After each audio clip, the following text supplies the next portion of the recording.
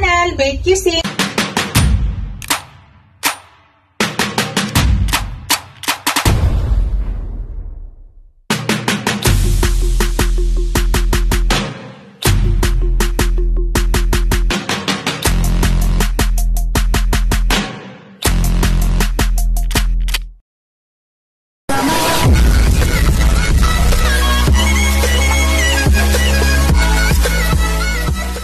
Hello guys, today's video guys, magluluto tayo ng ginataang langka. Dahil Good Friday ngayon, langka muna yung lutuin natin guys. Tapos mamaya mag-bake ako ng scallops at saka shrimp. Pakita ko sa inyo mamaya guys. Ito guys, yung langka ay pinakuluan ko na. Tinanggalan ko siya ng dagta. Yan. Pinakuluan ko na yan guys. Puri hindi pa siya luto ha. Tinanggalan ko lang siya ng dagta. Yan, yun na yung ating langka. Ito yung mga ingredients nga ilalagay ko guys. Shrimp po ang aking ilagay. Yan po yung aking shrimp. Nalinis ko na po yan guys. Tapos yan, gagamit ako ng onion. Tapos luya, siling haba. Itong gata guys, pangalawang gata to. Ito yung ilalagay natin dito para lumambot yan. Ilalaga natin dyan. So, hindi na tayo maglagay ng tubig. Ito na po yung ating pang tubig, yung pangalawang gata. Then after guys, pag lumambot na, ito na po yung ating kakanggata. Ito na yung pinaka-final. Yan lang yung mga ingredients na ilalagay ko guys. Kung hindi ngayong Good Friday, naglalagay po ako ng baboy. Sa ngayon, wala po akong nilagay na baboy kasi bawal muna ako magbaboy ngayon. Nasa inyo yan guys. Pero hindi po kami kumakain ng baboy pag Good Friday din. So, yan guys, lulutuin ko. Lulutuin ko na yan.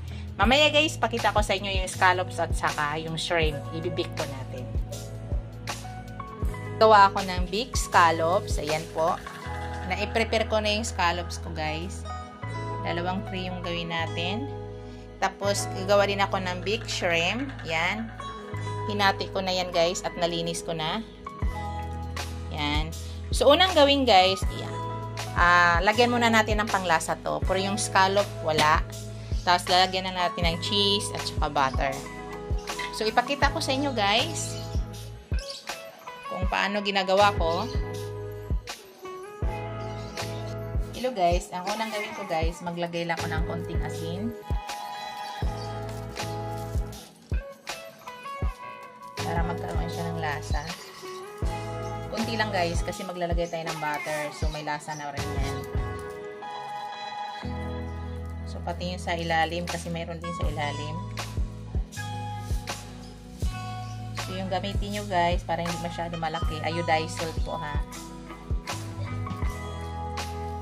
Kasi ako nagamit ng rock salt guys, iodized po yung gamit ko lagi. So yan po yung ginawa ko sa aking shrimp, ay hinati ko guys, ayan.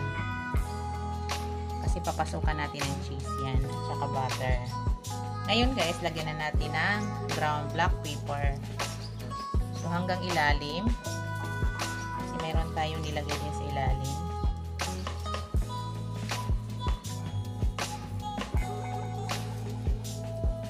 Yan. After yan guys, maglagay tayo ng cheese. Unahin ko muna yung ilalim. Kasi pinatong-patong ko yan guys kasi napakarami.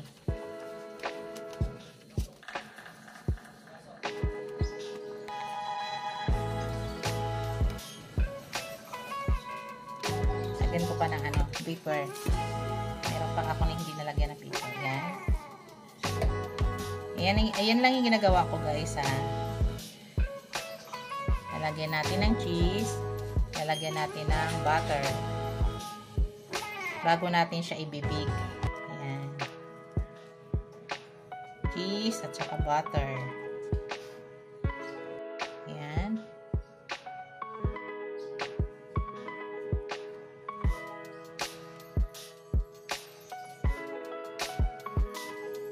Hanggang, yung gamit ko palang cheese guys is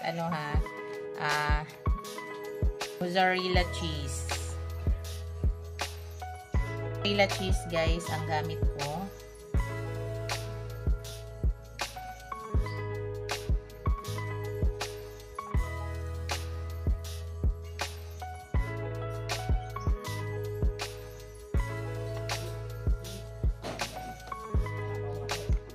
Yan. Yan yung gawin natin guys sa lahat. Mamaya ipakita ko sa inyo. Hello guys. Itong scallop naman guys, yan ang ginagawa namin. Tapos lagyan natin ng butter. Pakita ko lang sa inyo guys ha. Puro hindi lahat ay ipapakita ko. Kasi masyadong marami to at mahahaba yung vlog natin. So pinakita ko lang sa inyo kung ano yung mga nilalagay ko bago i-bake. Dito sa scallop, wala na po tayong ilalagay na panglasa. Kasi itong butter natin ay may lasa na yan. So, maalat-alat na yan. So, yan lang po yung ginagawa ko dito sa aking scallop. Butter, tapos cheese. Yan po yung ginagawa guys. Yan. Bago natin siya ibibig para siya ay mag-melt.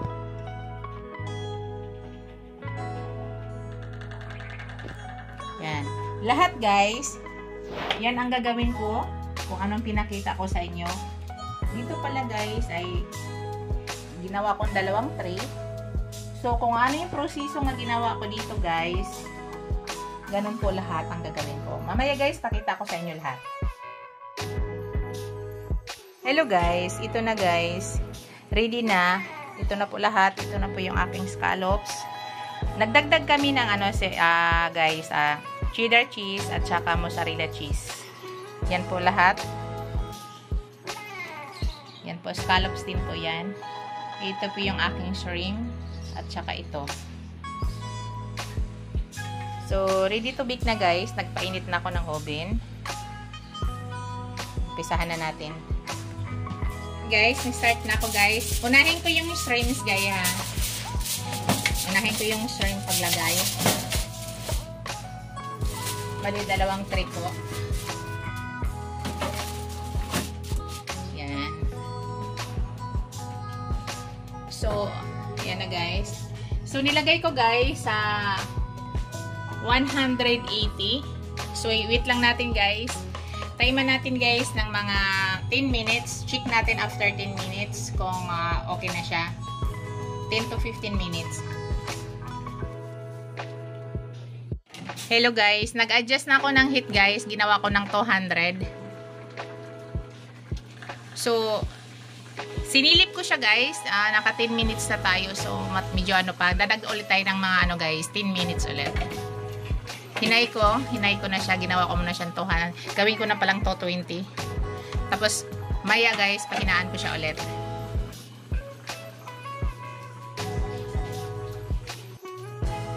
Hello guys. I-check na natin guys ha.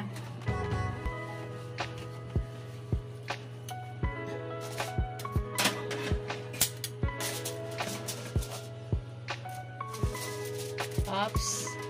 Okay na yan guys. Okay na yan para hindi siya mag-overcook. So tanggalin na natin.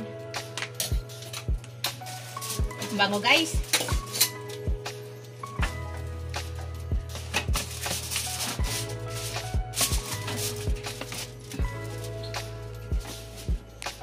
Yung isa guys, check natin.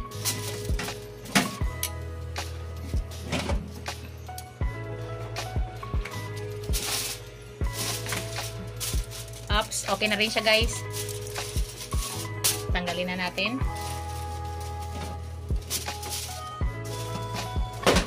Tapos, ang ipapalit natin yung ating scallops.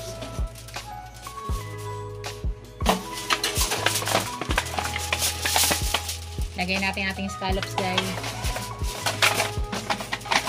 Sila lang. Ito muna.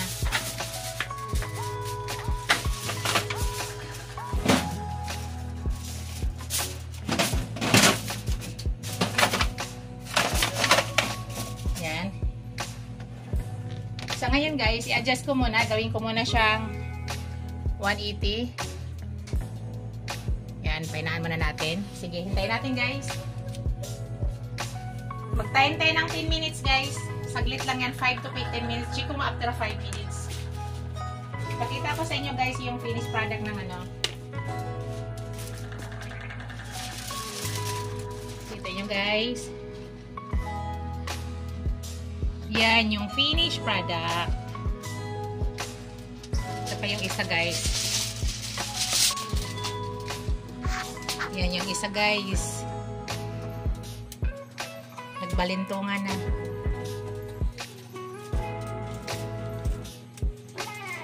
Yan. Sarap ng juicy na yan guys. Wow, daming cheese.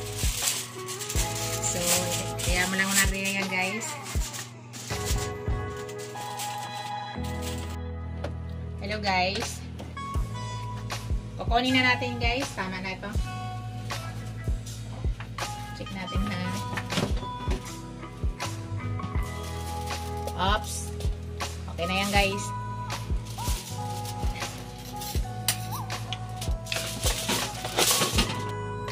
Hello guys. Mag-umpisa na ako guys. Ayan na po. Nilagay ko na yung ating langka. Hindi pa yan malambot kayo ha. Hindi pa yan malambot. Tinanggalan ko lang yan siya ng dagta. Kaya pinakuluan ko siya. Pinakuluan ko siya ng 20 minutes para matanggal yung dagta. As in, tubig lang po yung nilagay ko. Sa ngayon guys, hindi na po tayo maglagay ng tubig. Yung pangalawang gata, yan, nilalagay ko na. Yan. Tapos, tatakpan na natin guys. Tapos mamaya, palambutin muna natin. Mamaya may ilalagay tayong ingredients na iba dyan. Hindi na ako magigisa guys ha. Ganun po ako magluto ng langka. So later, ipakita ko sa inyo kung ano yung next. Sa ngayon, palambutin muna natin yung langka. Hello guys. Imimix natin guys para pantay ang luto. Mix natin ha. Para pantay ang luto. Ganito ba kayo magluto guys? Tinatanggalan nyo muna ng dagta. Tinatanggalan ko yan ng dagta guys bago ako nagpa-final. So, kanina nung nagtanggal ako ng dagta, as in tubig lang yung nilagay ko. Tapos, mga 20 minutes ko siya pinakuluan. Na, pag mapansin mo, hindi na siya madagta, okay na yan. Pero hindi pa siya malambot. Dito natin siya papalambutin. Huwag lang masyado malakas ang apoy guys, dandahan lang.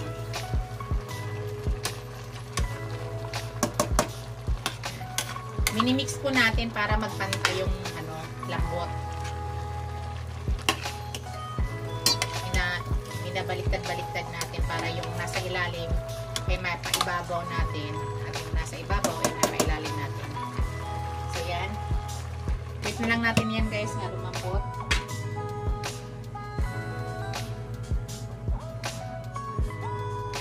Hello guys, i-check na ulit natin guys.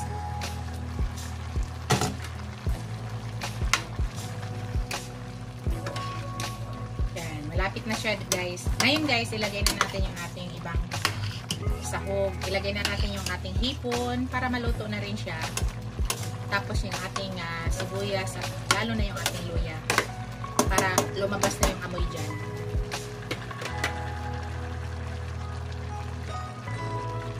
Natin yung ating sibuyas.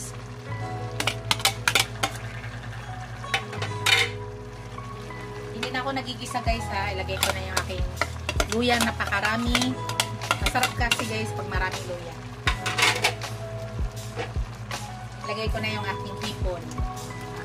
Yan. Malalaking hipon yan guys. Hindi ko na siya binalatan para hindi nadudurog. At saka nandiyan yung lasa sa ulo. Mix lang natin para ma-mix yung mga ilagay natin. Mag-spread yung lasa. So, wala pa tayong nilagay na panglasa guys ha. Hindi pa ako naglagay ng panglasa dyan. Kung mapapansin nyo guys, ang ating yan malambot na siya.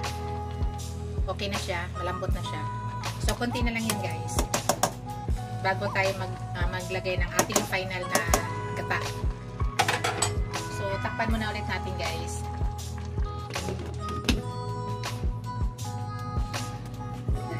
Hello guys, i-check natin guys. Ilalagay na natin yung ating kakang gata. Okay na to guys.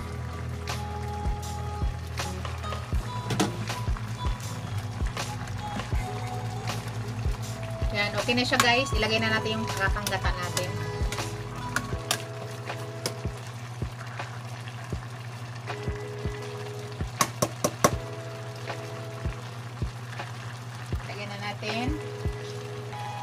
Dalawang nyug pala to guys ha, dalawang piraso, yung tag 40. Gusto ko kasi guys, ma-creamy. Tapos maya ilagay natin ang ating siling haba. Sa siling haba naman guys, gusto ko ay hinahati. Gusto namin nga mayroong anghang. Kasi malalaki naman ang kakain ng nito, wala namang bata na nakakain. So gusto namin may anghang. Kaya hatiin natin yung siling haba mamaya. So, ako guys, pag naglagay na ako ng kakanggata, hindi na po muna ako nagtatakip. Para lumapot talaga siya guys. Yun yung technique para maluto maigi yung gata. At hindi siya nagtutubig talaga maigi. Maganda ang pagkaluto ng gata. Hindi siya tatakpan. So, ngayon guys, wala pa tayong panglasa nilagay dyan. Maglagay na ako ng panglasa guys ha. Ngayon, maglagay ako ng asin. Maglagay ako ng asin. Isimit lang muna guys. Ayan. Tapos maglagay ako ng panglasa.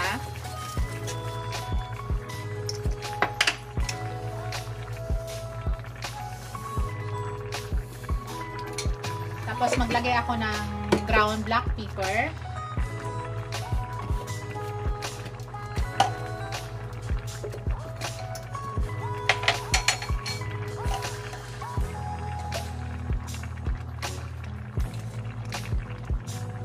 Yan. Yan lang yung panimpla na ilalagay natin guys. Wala na tayong ibang panimplang ilalagay. Mabango siya guys pag ang ilagay nyo ay shrimp. So sa ngayon guys ay tatakpan natin. I-mix po natin para ma-mix yung lasang pinaglalagay natin. So hindi muna gaano kadami yung asin nilagay natin. Tama lang muna. Mas maganda kung magdagdag tayo guys kaysa umalat. So, imimix lang guys. Tapos yung apoy, dahan-dahan lang po. Imimedium lang. Para unti-unti ang kakanggata ay kumapit dito sa ating langka. Yan po yung technique niya guys. Para lumapot. Huwag muna takpan. So, ngayon guys, titikman ko siya muna kung okay na ba yung panglasa niya.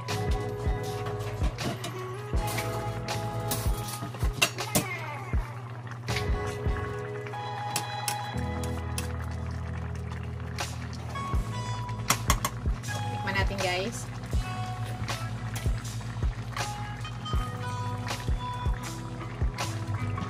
Bawal, ang sa amin guys, hindi masyado hindi natin taasan ng timpla, yung medyo matabang lang kaunti. Kasi bawal po sa aking asawa. So, dagdag lang ko ng konting asin guys. Bawal po tayo dumami ng asin. Bawal po yun sa aking asawa.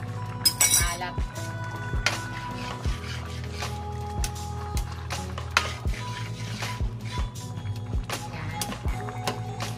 Sarap na langka guys. Masarap na yan kasi hindi na siya, tinanggalan na natin ng dagta. Ganyan po ako magluto ng langka guys. Tinatanggalan ko po ng dagta. Hindi direct. Tapos yung pangalawang kakanggata, yun po yung pinangsasabaw ko para tuluyang lumambot ang ating langka. Yan po yung aking version guys sa pagluto ng langka. Isang buong langka to guys, pinagayat ko. Bumili ako ng isang langkang maliit lang man siya. Mahigit 1 kilo po yan. Pinagayat lang. Hindi ako nabili yung direct na slice na. Bumibili ako ng isang buo tapos pinapagayat ko. Tikman ko ulit guys. Sa ngayon guys, ang timpla ay okay na. So, hintay lang muna natin. Ngayon guys, ilagay ko na yung aking sili para kumapit na yung anghang. Sabi ko, kami lang po ang kakain, kaya hatiin ko. Wala pong batang kakain. Para kumapit yung kanyang anghang. So, hintayin lang natin yun guys hanggang lumapot at maluto yung gata. Hello guys. Ayan na guys. Guys, maglagay ako ng labuyo ha. Kasi yung siling nilagay ko guys, walang anghang. So maglagay lang ako ng labuyo para hindi ko lang siya durugin. Yung asawa ko mahilig sa maanghang guys. Para kung gusto niya, kung kulang sa kanya yung anghang, madali na lang durugin.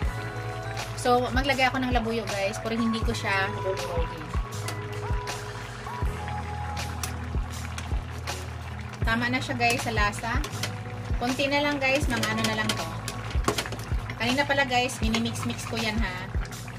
Para maluto yung gata. Konting luto na lang yan guys at tapos na tayo.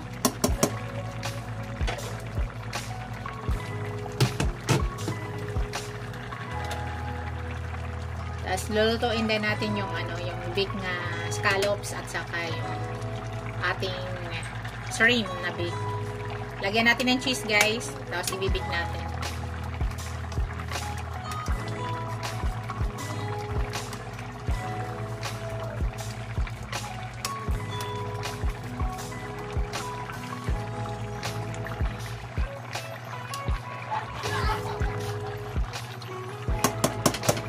Tayo lang natin yan.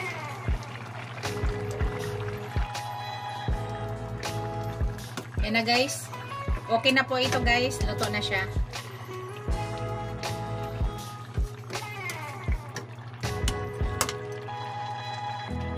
So yan na yung ating finished product guys. Natin na i-off. Lulutuin natin yung ibang recipe. Mamaya guys, pakita ko sa inyo lahat yan. Yan. Pakita natin sa inyo mamaya guys yung lahat. Yan na yung ating ginataang langka. Yan na yung aking finished product. Hello guys, ito na yung aking finished product lahat guys. Pakita ko sa inyo guys. I want to share with you guys.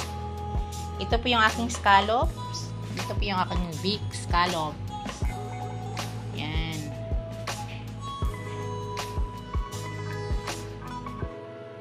Yan po yung aking big scallops. Ito naman yung aking big shrimps.